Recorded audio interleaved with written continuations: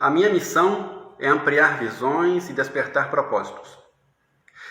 Eu tenho interesse de cavar no mais profundo da alma humana para descobrir de onde vêm os sentimentos.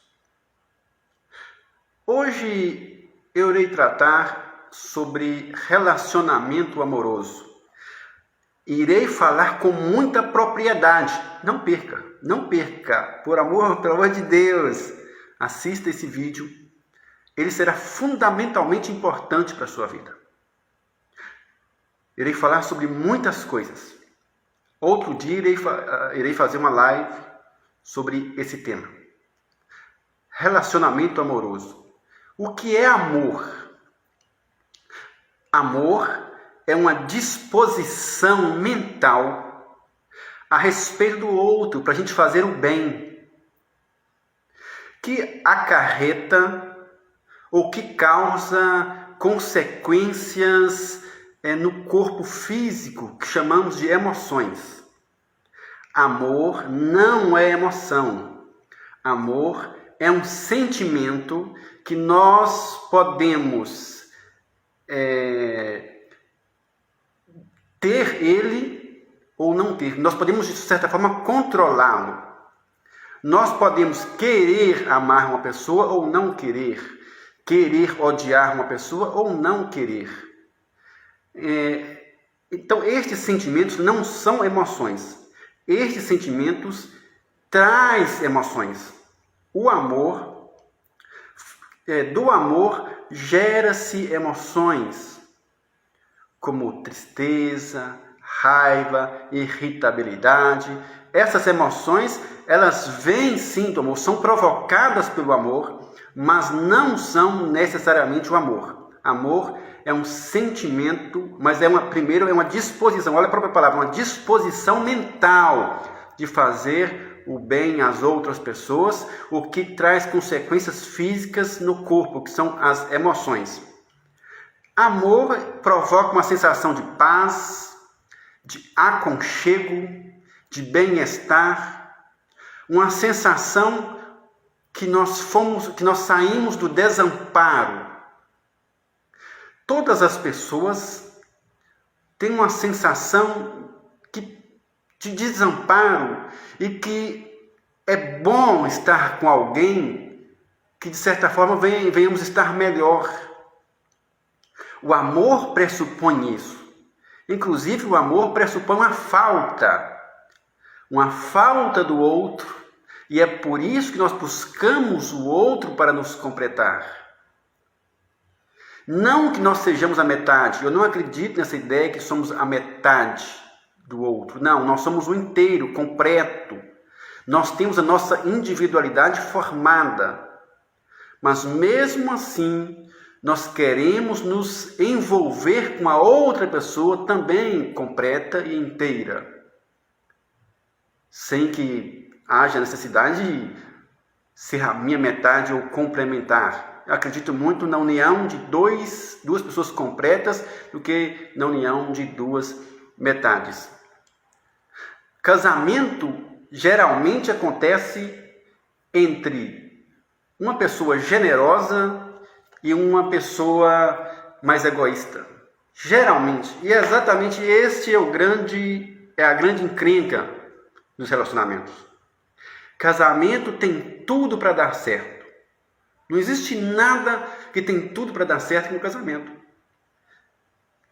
Duas pessoas que estão se unindo agora serão amigos e serão parceiros, construirão um projeto de vida, gerarão filhos, gente. Tem uma coisa melhor do que gerar filhos, ter filhos. Ou seja, casamento tem tudo para dar certo e não existe nada que dá mais errado no mundo do que o casamento. Por que isso será? E isso iremos falar ao longo deste vídeo. Uma das coisas que acontece isso, que faz com que isso venha acontecer, é a falta de diálogo.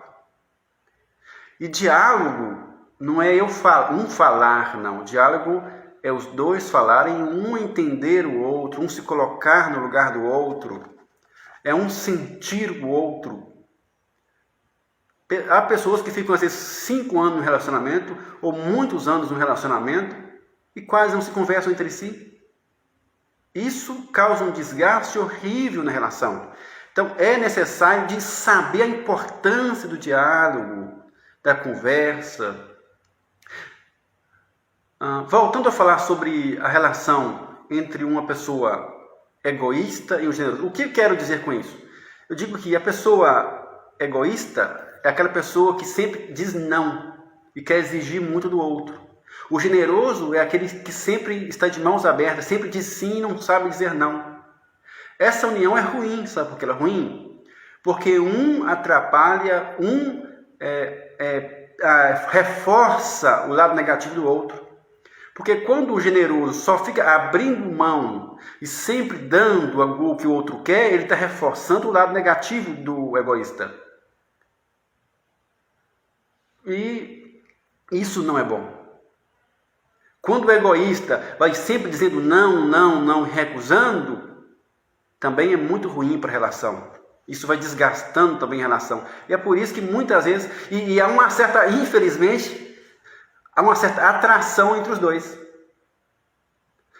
Quando a sociedade perceber que deve-se unir pessoas justas, onde todos os dois devem ter uma relação de justiça, ou seja, ninguém ficar cedendo o que não quer ceder, ninguém fazendo algo contra a sua vontade, sendo justo, dar e receber à medida que dá, ter uma relação de justiça e não um sempre explorando e o outro sempre sendo bonzinho. Essa relação de ter um bonzinho, o que infelizmente é essa relação entre uma pessoa que é boazinha e a outra que é mais egoísta, essa relação não funciona e infelizmente é o que mais acontece em ter essa atração, e as pessoas que mais se casam, infelizmente, são esse tipo de união.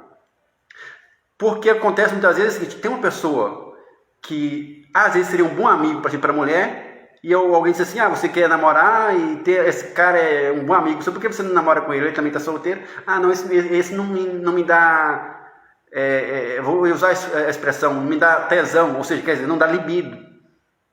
Olha, gente, parece que é mais difícil a pessoa ter desejo por aquele que se encaixa bem, por aquele que tem mais ternura.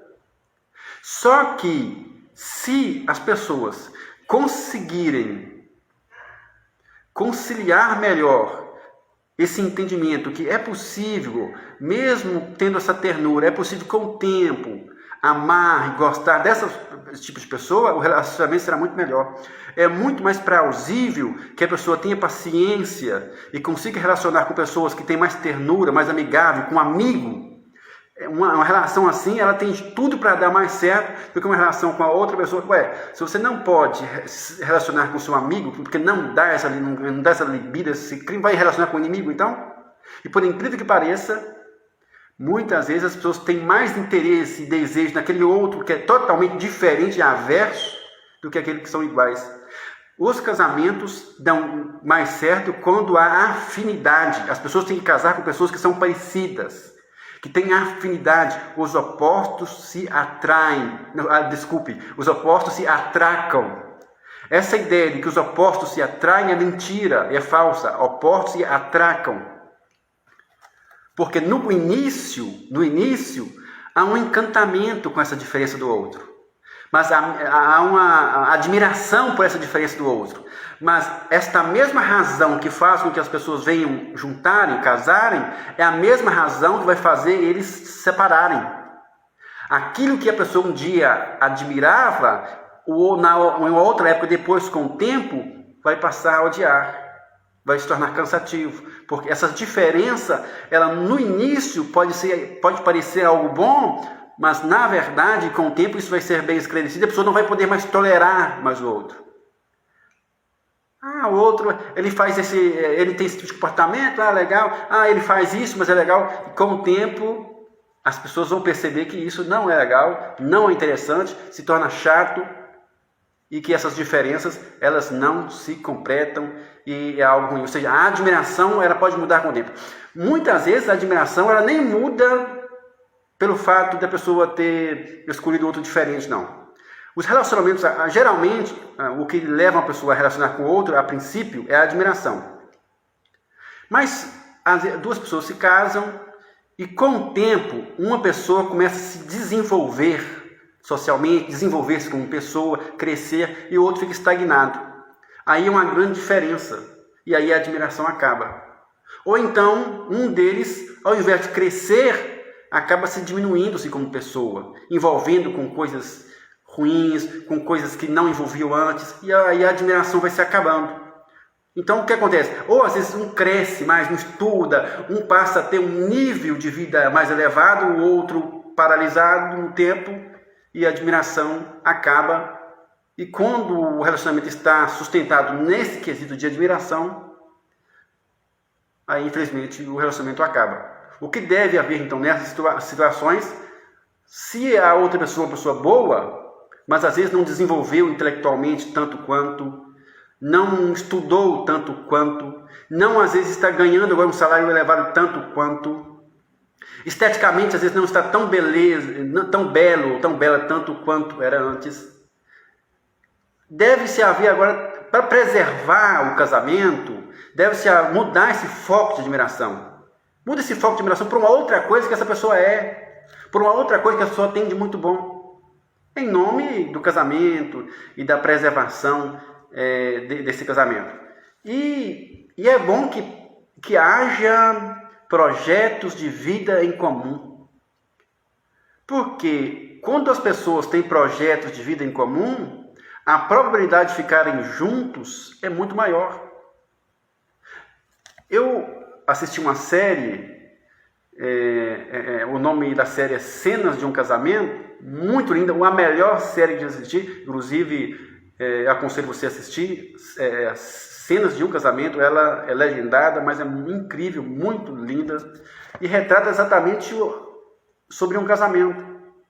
Tem uma parte que fala como jogar a poeira debaixo do tapete, onde eles ficavam sempre postergando as conversas, e quando ia chegar em um assunto que deveria se resolver, eles deixavam para depois.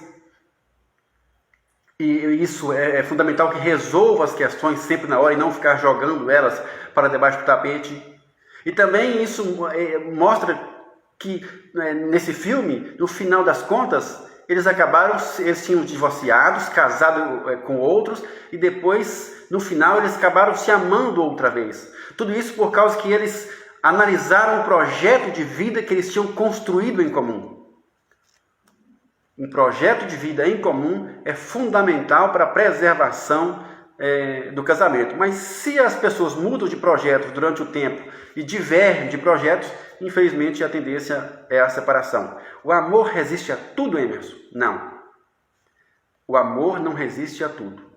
Existem muitas coisas que acontecem em um relacionamento que pode desgastar a relação e desgastar o amor. A mudança de comportamento das pessoas, a forma que ela vem a tratar as outras pessoas, a outra pessoa, tudo isso vai desgastando a relação.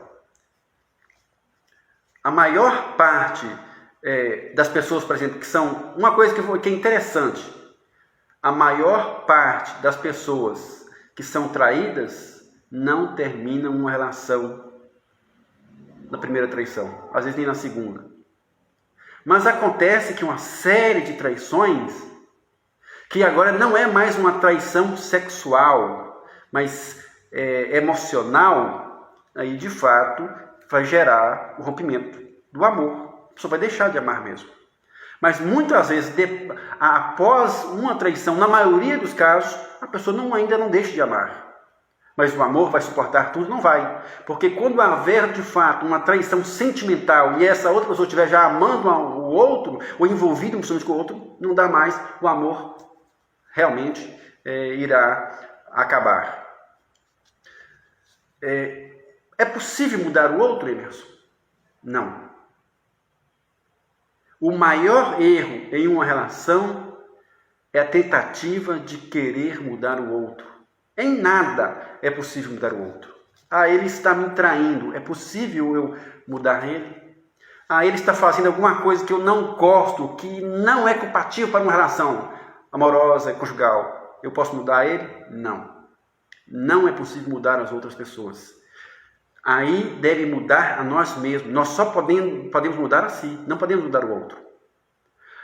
Quer dizer, então, que o que eu posso fazer nessa relação? Você pode fazer uma coisa: mudar a si mesmo. E à medida que você muda a si mesmo, a outra pessoa vai ter que se encaixar agora de forma diferente. Um dos exemplos é a pessoa está fazendo alguma coisa que não gosta, está traindo você, ou fazendo alguma coisa que você não gosta, que você acha inaceitável. O que você deve fazer? Você está sendo generosa e está aceitando isso. O que você deve fazer? Mudar a si mesmo. Como? Deixar de ser generosa. Ser justa. Se dizer o seguinte: não aceito isso mais, eu quero que você saia daqui. Fim. Isso pode levar a outra pessoa a refletir. Mas só refletir, Emerson? Não. Só a reflexão não é o suficiente para uma pessoa mudar. Vai ter que fazer com que a pessoa vai sentir dor. As pessoas só respeitam a dor. E a partir do momento que o outro sentir uma dor muito forte, é possível que ela venha repensar isso e venha agora aceitar a posição que você tomou. Mas aí você que mudou e você não vai aceitar mais. E se você, no caso, se for uma pessoa que apenas está namorando, eu aconselho colocar um fim mesmo. Mas se for uma pessoa já casada, eu sempre lutarei e luto e sou a favor da preservação do casamento. Porque eu acho que essa sucessão de novos casamentos não ajuda em nada, e eu irei falar depois por quê. Mas se a outra pessoa mudou de fato pela dor, porque a dor muda as pessoas, é possível então haver uma nova união depois desse rompimento. Porém, essa pessoa tem que ser uma pessoa, deixar de ter sido aquela pessoa generosa e passar a ser uma pessoa justa agora. Não aceitar mais nada que você não queira aceitar. Isso é um passo importante. Só podemos mudar a nós mesmos e não podemos mudar as outras pessoas. Uma ruptura amorosa, ela é dolorosa demais. É por isso que eu falo que às vezes isso pode levar a outra pessoa a refletir e aceitar um novo padrão de vida. Uma ruptura amorosa, ela causa uma dor tão terrível, só o tempo pode curar esta dor. O homem tem muito mais dificuldade do que a mulher para lidar com a separação, com a dor da separação. O homem sofre muito mais. Emerson, eu acho que não. O homem ele sai para festa, ele vai sair com os amigos, vai beber, ele começa a beber, ele tá na vida boa. Olha, quando uma pessoa, e geralmente os homens fazem isso, terminou um relacionamento e vão para a festa, e vão beber, e estão se divertindo lá, isso é um grito de angústia. Quanto mais a pessoa se envolve com bebidas, com festas, é um grito de angústia terrível que ele não está aguentando. E muitas vezes o homem faz isso. Então ele não é que agora ele superou muito bem porque ele está saindo, ele está bebendo. Não, ele não superou. E ele tem muito mais dificuldade, até porque o homem tem mais dificuldade de viver sozinho. A mulher está mais habituada a viver sozinha, ela sabe fazer as coisas em casa, ela sabe organizar tudo. O homem muitas vezes precisa de mais da mulher em casa para ajudá-lo. Ele tem mais dificuldade, ele em casa sozinho, ele se sente perdido. Então isso e diversos outros fatores faz com que para o homem é muito mais difícil terminar um relacionamento. Como já disse, vou dizer, o relacionamento ideal é relacionamento por afinidade. Essa junção de pessoas diferentes, entre um egoísta e um generoso, entre aquele que não gosta de abrir mão e aquele que sempre é bonzinho, essa união não é boa. Isso só reforça o lado negativo da outra pessoa. Agora ele fala um pouquinho sobre desejo. Essa relação entre amor, sexo, desejo. Para amar alguém, não é preciso ter desejo sexual. São coisas distintas. Amor e sexo são coisas distintas. Não são a mesma coisa. Amor é a sensação de paz, de aconchego, de bem-estar com o outro. e essa disposição mental de querer o bem do outro e que de certa forma nos provoca emoções, mas não é o mesmo que desejo sexual. E inclusive outra coisa, para ter uma relação sexual não é necessário ter desejo. Ah, Emerson, como assim? Olha, para iniciar uma relação sexual, não estou dizendo para ter relação, estou dizendo para iniciar uma relação sexual, não precisa ter desejo. Porque a partir do momento que a pessoa te passar a ter carícias, toque, tato, aí pode surgir, esse desejo pode aparecer. Ou seja, às vezes a pessoa não está se sentindo desejosa, mas a partir de um certo envolvimento, do toque, da carícia, da conversa, pode então surgir um clima, mesmo que antes disso a pessoa não estava desejosa. A pessoa não vou ter relação porque eu não estou desejando. Mas acalma um pouco, vão para a cama, começa a se abraçar, começa a se tocar, ter as carícias, e aí pode surgir então a libido, pode surgir então a excitação. Excitação e desejo não são necessariamente a mesma coisa. Desejo muitas vezes está relacionado àquilo que temos antes, ao ver, às vezes, ou ouvir, sei lá. A excitação é algo que está mais associado ao toque, à presença.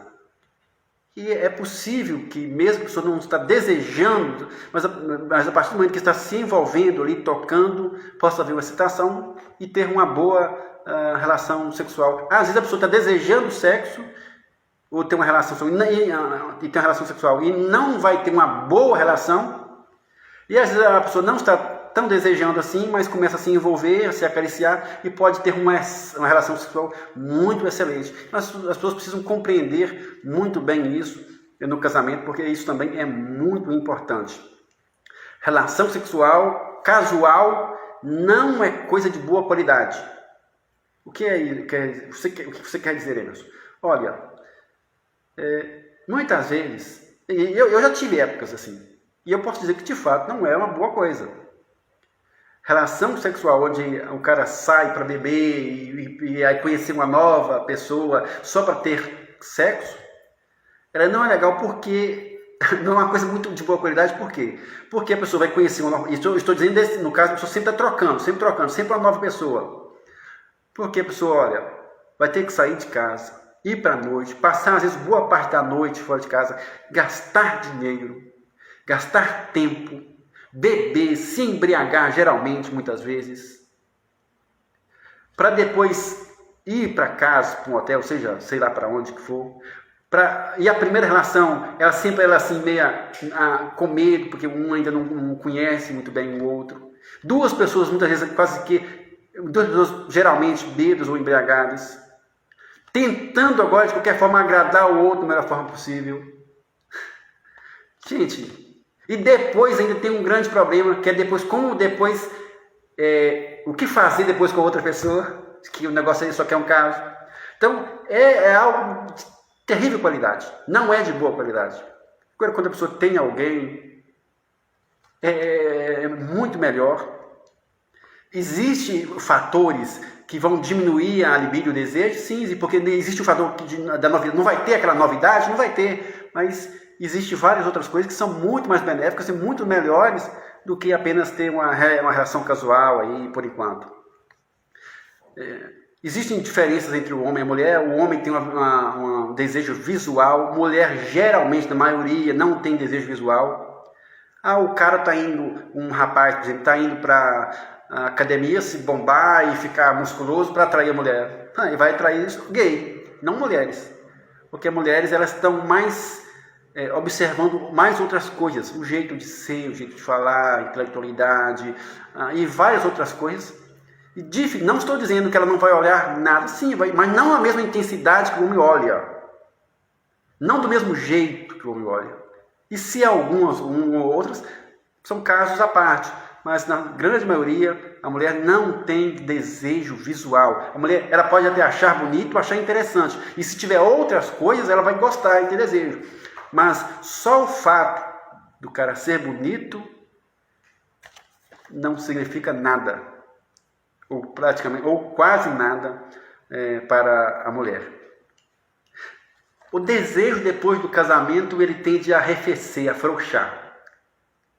E aí você diz que o sexo casual tem as suas grandes desvantagens. Eu falei, não é bom. E o sexo, já depois do casamento, embora ele tende a arrefecer, mas ele é melhor. Ou seja, o relacionamento é melhor, na verdade. Mas o sexo, às vezes, ele tende a diminuir mesmo, a afrouxar bastante, por causa de um elemento chamado de novidade. As pessoas gostam de novidade, do que é novo.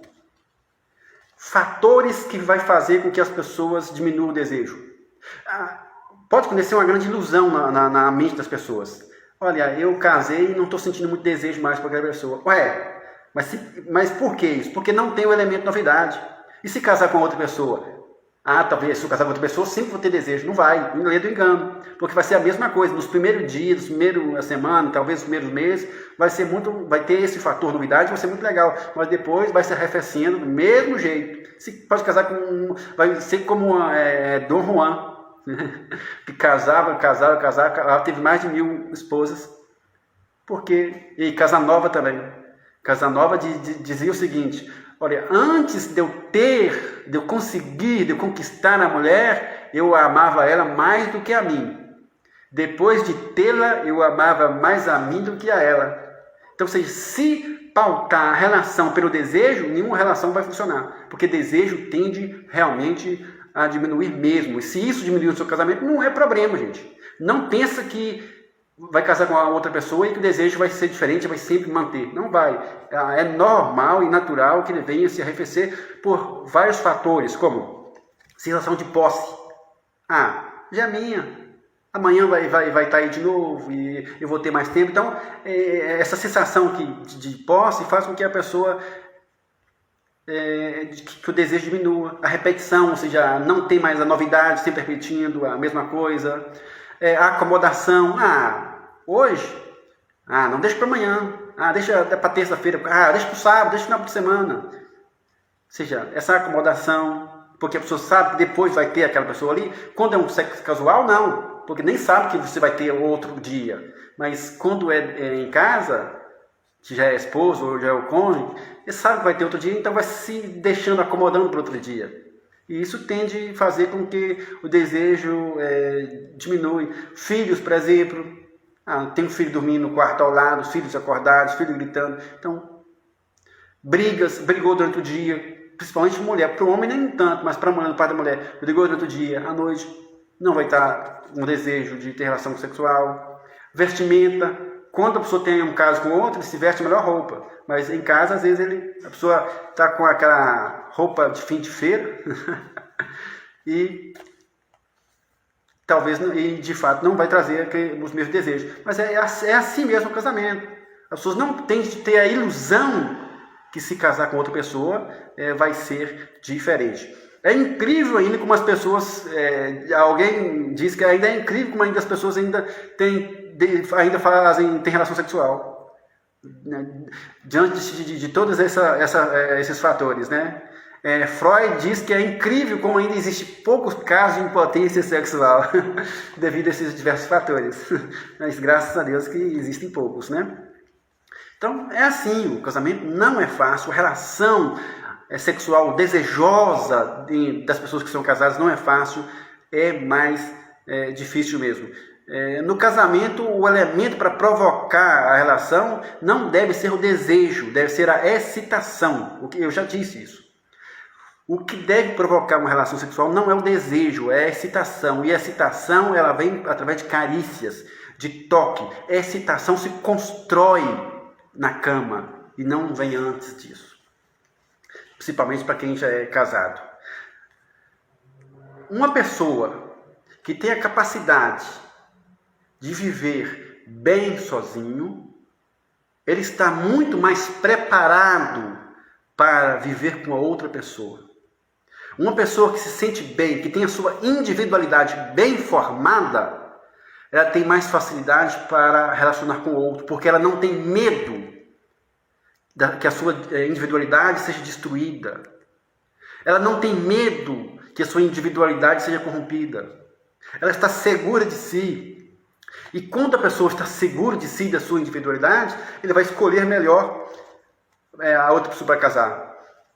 Quando a pessoa está segura de si, ele vai escolher pessoas com mais, e está com sua individualidade bem formada, ela vai escolher pessoas com mais afinidade e não pessoas diferentes. E isso fará de fato com que o casamento seja mais bem sucedido. Então, se a pessoa não está tendo capacidade de viver bem sozinho, será melhor ele cuidar-se de si mesmo, da sua individualidade, cuidar-se mesmo, de si mesmo em ter uma autossegurança, para depois, então, poder se relacionar, para depois ter um bom relacionamento, né?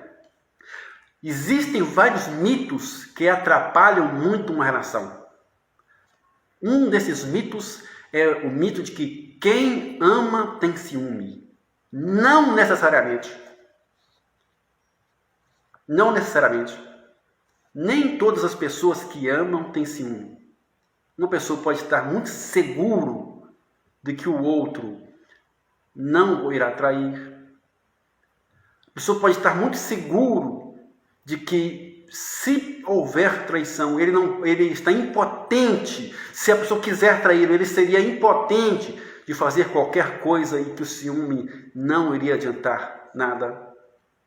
E existe uma coisa muito importante. Às vezes a pessoa ama e não tem noção do quanto ama, e por isso não tem ciúme. Eu sou evidência disso. Já aconteceu isso comigo uma vez em um certo relacionamento. Eu amava intensamente a pessoa, mas eu nunca tinha parado para refletir sobre isso. Sobre se eu perdesse, e se será que de fato eu amo, o que é de fato. Eu nem sabia o que era o amor. E então eu não pensava no ciúme. Porque para você ter ciúme, é necessário ter uma ideia mental, uma imagem mental, na verdade, de que o relacionamento pode se acabar. A partir dessa imagem mental que o relacionamento pode se acabar, a pessoa dizer, meu Deus, e aí? E aí a pessoa poderá sim ter ciúme. Porque ele pensou nessa possibilidade do rompimento. Mas se a pessoa não pensa nisso, se ele não tem uma imagem mental sobre isso, ele não demonstra ciúme, porque muitas vezes ele nem sabe que ama, mas ele ama. Então, essa ideia de que quem ama tem ciúme, ela é prejudicial, porque ela faz com que a outra pessoa provoque ciúme. Aí quando o outro sente ciúme, ele acha ruim porque o outro é ciumento. Ou então, quando a pessoa sente que o outro não está tendo ciúme, se sente mal amado. Então, essa ideia é uma ideia muito prejudicial, ela não é boa e ela não melhora em nada a nenhuma relação conjugal. Eu quero desmistificar outro mito prejudicial. Casar para ser feliz. Casamento não faz ninguém feliz. Essa é uma expectativa inatingível, inalcançável. Quando uma pessoa casa com a expectativa de com o casamento ser feliz, ela está tendo uma expectativa muito elevada, muito alta. É melhor, as pessoas que casam com expectativas mais modestas, elas estão muito mais, com a probabilidade muito maior de se dar certo do que as pessoas que casam com uma expectativa tão alta assim como...